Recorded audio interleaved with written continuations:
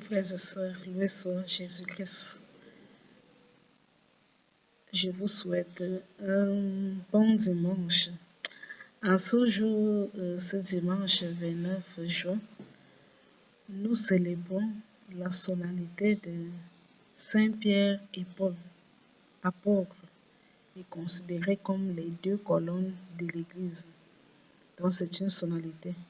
Mais je tiens à rappeler que dans certains diocèses à travers le monde, les diocèses qui ont pour saint patron le Sacré-Cœur de Jésus, voire parfois les évêques décider que c'est plutôt ce dimanche qu'ils célèbrent la solennité du Sacré-Cœur. Mais l'Église universelle la célèbre vendredi dernier. Donc pour les anciens dans votre diocèse, c'est ce dimanche qu'on célèbre la solennité du Sacré-Cœur. Je vous invite à plutôt lire, à écouter les textes liturgiques que j'ai publiés vendredi. C'était la solennité du Sacré-Cœur. Donc, pour les textes du Sacré-Cœur, revenez à vendredi. Vous aurez les textes et les commentaires par rapport à la solennité du Sacré-Cœur de Jésus. Alors aujourd'hui, les textes de ce dimanche, donc, relatifs à la solennité de Saint Pierre et Paul, apôtres, sont tirés, la première lecture du jour est tirée des Actes des Apôtres.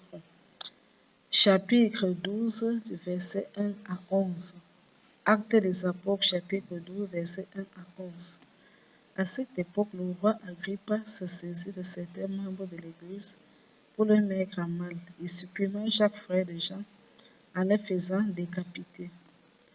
Voyant que cette mesure plaisait aux Juifs, il décida aussi d'arrêter Pierre. C'était les jours des pains sans levain. Il le fit appréhender, emprisonner, placé sous la garde de 4 escouades de 4 soldats. Il voulait le faire comparaître devant le peuple après la Pâque. Tandis que Pierre était ainsi détenu dans la prison, l'Église priait Dieu pour lui avec insistance. Hérode allait le faire comparaître. Or, Pierre dormait cette nuit-là entre 2 soldats.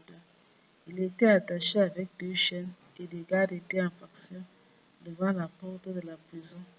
Et voici que survint l'ange du Seigneur et une lumière brilla dans la cellule. Il réveilla Pierre en le frappant au côté et dit « Lève-toi vite ». Les chaînes lui tombèrent des mains. Alors l'ange lui dit « Mets ta ceinture, chausse tes sandales », ce que fit Pierre. L'ange ajouta « Enveloppe-toi de ton manteau et suis-moi ». Pierre sortit derrière lui, mais il ne savait pas que tout ce qui arrivait grâce à l'ange était bien réel. Il pensait qu'il avait une vision. Passant devant un premier poste de garde, puis devant un second, ils arrivaient au portail de fer donnant sur la ville. Celui-ci s'ouvrait tout seul devant eux. Une fois dehors, ils s'engageaient dans la rue, et aussitôt l'ange les quitta. Alors se reprenant, Pierre dit, « Vraiment, je me rends compte maintenant que le Seigneur a envoyé son ange et qu'il m'a arraché aux mains d'Hérode et à tous ceux qui attendaient sur le peuple juif. » Parole du Seigneur. Le psaume du jour, psaume 33. De toutes mes frayeurs, le Seigneur me délivre. De toutes mes frayeurs, le Seigneur me délivre. Je bénirai le Seigneur en tout temps, sa louange sans cesse à mes lèvres. Je me glorifie dans le Seigneur.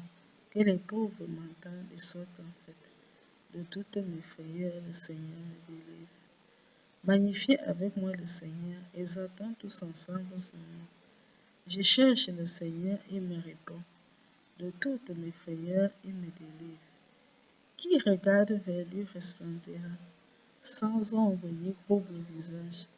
Un pauvre cri, le Seigneur entend. Il le sauve de toutes ses angoisses. De toutes mes frayeurs, le Seigneur me délivre. L'ange du Seigneur campe alentour pour libérer ceux qui le craignent. Goûtez et voyez, le Seigneur est bon. Heureux qui trouve en lui son refuge. De toutes mes frayeurs, le Seigneur me délivre. Deuxième lecture. Lecture de la deuxième lettre de Saint Paul apôtre à Timothée. Chapitre 4, versets 6 à 8, puis versets 17 à 18. Bien-aimé, je suis déjà offert un sacrifice. Le moment de mon départ est venu. J'ai mené le bon combat. J'ai achevé ma course, j'ai gardé la foi. Je n'ai plus qu'à recevoir la couronne de la justice. Le Seigneur, le juste juge, me la remettra en ce jour-là. Et non seulement à moi, mais aussi à tous ceux qui auront désiré avec amour sa manifestation glorieuse. Tous m'ont abandonné, le Seigneur lui m'a assisté. Il m'a rempli de force pour que par moi, la proclamation de l'Évangile s'accomplisse jusqu'au bout et que toutes les nations l'entendent. J'ai été arraché à la tête du lion, le Seigneur m'arrachera encore à tout ce qu'on fait pour lui nuire. Il me sauvera, me fera entrer dans son royaume céleste. À lui la gloire pour les siècles des siècles. Amen. Parole du Seigneur. Évangile de Jésus-Christ selon Saint Matthieu, chapitre 16, versets 13 à 19. En ce temps-là, Jésus, arrivé dans la région de Césarée de Philippe, demandait à ses disciples, pour dire qui est le Fils de l'homme. Il répondit pour les uns Jean le Baptiste, pour d'autres Élie, pour d'autres encore Jérémie ou l'un des prophètes. Jésus leur demanda, et vous, que dites-vous pour vous? Qui suis-je? Alors Simon Pierre prit la parole et dit, tu es le Christ, le Fils du Dieu vivant. Prenant la parole à son tour, Jésus lui dit, heureux es-tu Simon, fils de Jonas. Ce n'est pas la chair et le sang qui t'ont révélé cela, mais mon Père qui est dans les cieux. Et moi je te le déclare, tu es Pierre, et sur cette pierre je bâtirai mon église. Et la puissance de la mort ne l'emportera pas sur elle. Je te donnerai les clés du royaume des cieux. Tout ce que tu auras lié sur la terre sera lié dans les cieux. Tout ce que tu auras délié sur la terre sera délié dans les cieux. Acclamons la parole de Dieu. Chers frères et sœurs, comme je l'ai annoncé au début au début des lectures, nous célébrons aujourd'hui la solennité de Saint-Pierre et Paul, du moins l'Église universelle célèbre la solennité de Saint-Pierre et Paul. Voilà. Et ce sont ces textes que nous avons lus aujourd'hui. Et je précisais que pour les diocèses où c'est plutôt la solennité que le Sacré-Cœur de Jésus a été renvoyé à dimanche, parce qu'au vendredi, c'est le Sacré-Cœur. Je vous invite à prendre les textes de vendredi que j'ai fait les lectures avec le commentaire pour le Sacré-Cœur. Alors, qui était Pierre, qui était Paul? Pierre et Paul, comme je l'ai dit, c'est dans les canons de l'Église. Pierre faisait partie du collège des 12, dans les 12 apôtres que Jésus avait choisis et qui ont cheminé avec lui jusqu'à sa mort, jusqu'à sa résurrection. Paul, lui, n'était pas parmi les 12. N'était pas parmi les 12. Paul fait partie des Juifs de la diaspora, des Juifs intellectuels de la diaspora et qui avaient la nationalité romaine. Il a fait l'école de Gamaliel et c'était un Juif ardent pour le judaïsme. Il persécutait même les chrétiens. Alors Paul, lui, s'est converti quand il allait à Damas. Les autorités juives lui avaient donné des lettres et eu l'autorisation d'aller arrêter les Juifs devenus chrétiens, convertis au christianisme à Damas, c'est-à-dire à Damas en Syrie, pour les ramener à Jérusalem afin qu'ils soient jugés et bien sûr soient mis en prison ou exécutés. Et c'était comme ça que sur la route de Damas, il a eu une vision de Jésus qu'on décrit dans les Actes des Apôtres, que lui-même décrit aussi dans plusieurs de ses lettres. Il dit qu'il a vu Jésus qui lui apparaît, Jésus qui lui demande, Saul, Saul, pourquoi me persécutes-tu? Il faut savoir qu'à l'époque, il ne s'appelait pas Paul. Il a changé de nom après sa vocation. C'est après sa vocation, son baptême, sa conversion même, qu'il va décider de changer de nom. Un peu comme pour marquer vraiment un changement de statut, que ce n'est plus la même personne d'avant, c'est une nouvelle personne. Donc, son nom que ses parents lui donnaient, c'était Saul, mais il a changé de nom, est devenu Paul, pour marquer vraiment que je ne suis plus celui d'avant là, j'ai changé. Donc, il a vu Jésus. Jésus lui a demandé que Saul, pourquoi me persécutes-tu? Il dit, qui es-tu, Seigneur? Il dit, je suis celui que tu persécutes. Quand tu persécutes mes fidèles, mes chrétiens, mes disciples, c'est moi que tu persécutes. Saul est devenu aveugle. Et il a dû l'arrêter pour qu'il entre à Damas. Et Jésus a appelé un c'est Anani qui était resté à Damas, chrétien à Damas, pour aller guérir Paul. Parce qu'il a fait quelques jours, il était toujours aveugle. Quelques jours, il était aveugle. C'est Anani qui va prier sur Paul et poser les mains avant que Paul sera guéri. Et il va donc demander le baptême. Et immédiatement, il va commencer à parler de Jésus. Avant même de penser à aller voir, de retourner à Jérusalem. Pierre, lui, par contre, c'était un pécheur de Bethsaïde. Il restait à Bethsaïde, c'est le frère d'André. Son frère André cheminait déjà avec Jean-Baptiste. André est l'un des deux apôtres, c'était André et Jean, le frère de Jacques, fils de Zébédée. Ils étaient disciples de Jean-Baptiste. Quand Jean-Baptiste connaît son ministère, il désigne Jésus comme l'agneau de Dieu qui allait les péchés du monde, comme le Messie des lieux. Et André, en tendance, va commencer à suivre Jésus avec Jacques. C'est donc André qui va aller appeler son frère, parce qu'André va aller même voir où Jésus reste, il va me rester toute la journée avec Jésus. Vu le témoignage que Jean a rendu à Jésus, c'est André qui va aller appeler Pierre. Il dit à Pierre, son frère, que Pierre, lui, il était pécheur, il était un père de famille, il était marié, il avait ses enfants, sa belle famille, donc il était pécheur. C'est à travers la pêche qu'il nourrissait sa famille. Et là où Pierre péchait, il y avait aussi la famille des Zébédée, c'est-à-dire les parents de Jean et Jacques. C'était les pécheurs professionnels. Donc, leur métier était devenu une entreprise. Donc, là où ils péchaient, les Zébédée, la famille Zébédée, donc Zébédée, le père, avec ses deux fils, Jacques et Jean, péchaient aussi, non loin de là. Donc, ils se connaissaient. Donc, Pierre, lui, les pécheurs, c'est son frère qui est habitué aux choses, qui suit les gens. Il est disciple de Jean et tout ça. Il devient disciple de Jésus. Pierre va suivre Jésus. Il sera d'abord disciple. Mais il sera tellement zélé, Jésus va le chercher parmi les apôtres. Il va tellement avoir une grande dévotion pour Jésus, un grand amour. On dit vraiment parmi les disciples de Jésus, c'est l'un des disciples qui était très dévot pour Jésus, pour la cause de Jésus. Et nous avons lu dans l'évangile d'aujourd'hui, Jésus a envie de faire le sondage, il veut savoir ce que les gens pensent de lui, parce qu'il a commencé à évangéliser. À un certain moment, quand tu fais une mission, tu t'arrêtes, tu te demandes qu'est-ce que ce que j'ai dit, aux gens, ça passe. Et si les gens me connaissent, même Jésus fait un peu le sondage d'opinion. Et il fait le sondage auprès de ses apôtres. Au dire des gens qui suis-je, les gens n'ont pas pu, les disciples n'ont pas pu répondre. Jean, certains disent que tu es Jean-Baptiste, revenu de moi, d'autres disent que tu es Élie, d'autres disent que tu es Jérémie, bien des prophètes. Et pour vous qui suis-je, personne n'a pu répondre. C'est Pierre qui a répondu. Tu es le Messie. Le premier des apôtres, le tout premier, a fait une confession de foi, a donné la vraie identité de Jésus. Tu es le Christ. C'est-à-dire, le Christ, c'est la version grecque de Messie. Donc, quand tu es le Christ, c'est pour dire tu es le Messie. Dans la langue hébraïque, c'est Messie. Dans le roi. Mais dans la langue grecque, c'est Christ. Christ, c'est-à-dire celui qui est oint.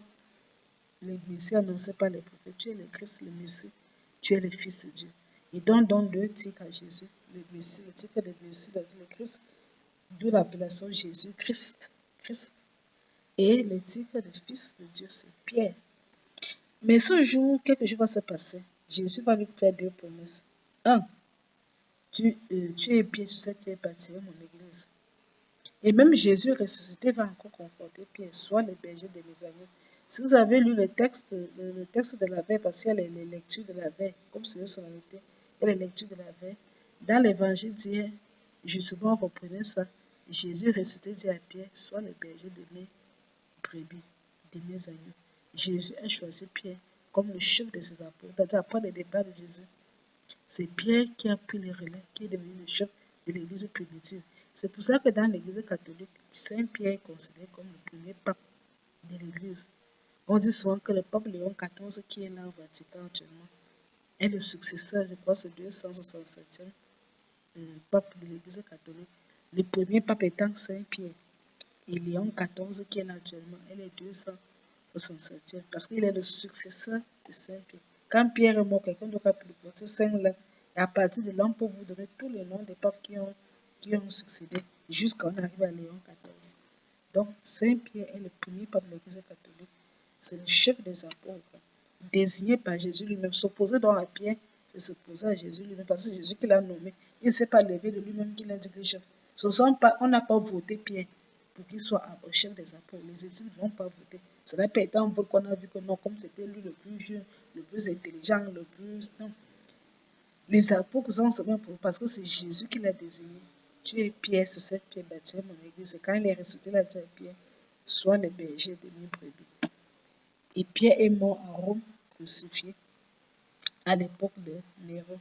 Tandis que Paul est mort décapité à Rome. Tous deux ont connu la prison. Néron, il y a eu un incendie à Rome. Néron accusait les chrétiens d'être l'auteur. Enfin, c'est les Romains accusaient Néron d'avoir été l'auteur de cet incendie pour calmer la foule, pour que les gens oublient. Et comme le Néron savait que les Romains détestaient les chrétiens, il s'est mis à persécuter les chrétiens. Il a tué beaucoup dans le cycle qu'il y avait à Rome. Et il en a profité donc de l'occasion pour faire crucifier pour Pierre. Pierre a demandé qu'on le crucifie la tête en bas parce qu'il ne voulait pas mourir comme son Seigneur et son Sauveur. On l'a crucifié la tête en bas. Paul, lui, était citoyen romain. Nous lisons dans la deuxième lecture comment il annonce à Timothée qu'il est livré parce qu'il avait connu une longue prison. Il a connu 2 prisons en Rome. La première prison dans les Actes des Apôtres, où on nous montre comment Paul, qui était dans un bateau, on l'avait arrêté au temple. Les Juifs ont demandé qu'il soit tué. Mais finalement, le gouverneur va refuser. Il va faire appel dans l'empereur César. Dans les Actes des Apôtres, nous montre comment Paul voyage donc pour aller à Rome. La fois là, il sera libéré, finalement libéré. Mais il sera arrêté une autre fois, toujours ramené à Rome. Mais cette fois, dès qu'on connaîtra la prison, ce sera plus comme la première fois, il n'aura même plus le droit de visite. Et sa surveillance sera dure. Et comme il était citoyen romain, on ne pouvait pas le crucifier parce que c'était interdit de crucifier un citoyen romain. Il sera plutôt décapité à hors, ce qu'on appelle souvent à hors de Rome, c'est-à-dire là où Paul a été décapité, on a construit la basilique Saint-Paul. Donc, vous voyez, c'est vraiment cette solennité qui nous permet, en réalisant encore les lectures d'aujourd'hui, dans la deuxième lecture, vraiment, nous raconte vraiment que Paul était bien sur le point de mourir et il dit au revoir à son fils Timothée. Timothée qui était un disciple de Paul, parce que c'est Paul qui l'avait formé, qui l'avait enseigné, qui l'avait fait devenir chrétien. Et Paul dit au revoir à son fils Timothée. Et quand Paul allait même mourir, même Luc était là à Rome. Et il a suivi tout ça. Donc Luc peut bien raconter ce que Paul a vécu.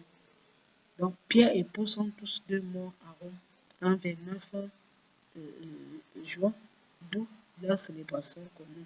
Bonne fête à tous ceux qui portent le nom de Pierre, tous ceux qui portent le nom de Paul, Simon, Pierre, de Saul, à qui c'est magnifique prénom. On ne se désire pas soi-même successeur, mais c'est celui qui est là qui te désire successeur. Et puis ceux nous rester fidèles à notre Sainte Église. Tu es Pierre, sur cette pierre, je bâtirai mon Église. Les portes de l'enfer n'auront pas le pouvoir sur elle. Je te donnerai les clés du royaume des cieux. Ce que tu auras lié sur la terre sera lié au ciel. Ce que tu auras délié sur la terre sera délié au ciel. Personne, ni toi, ni moi, ni toi, personne n'a encore de pain de la Saint-Pierre, ce pouvoir que Jésus lui a donné à personne. Tout en vous souhaitant une très bonne fête, je vous souhaite un excellent dimanche, que Dieu vous bénisse un peu. Jésus.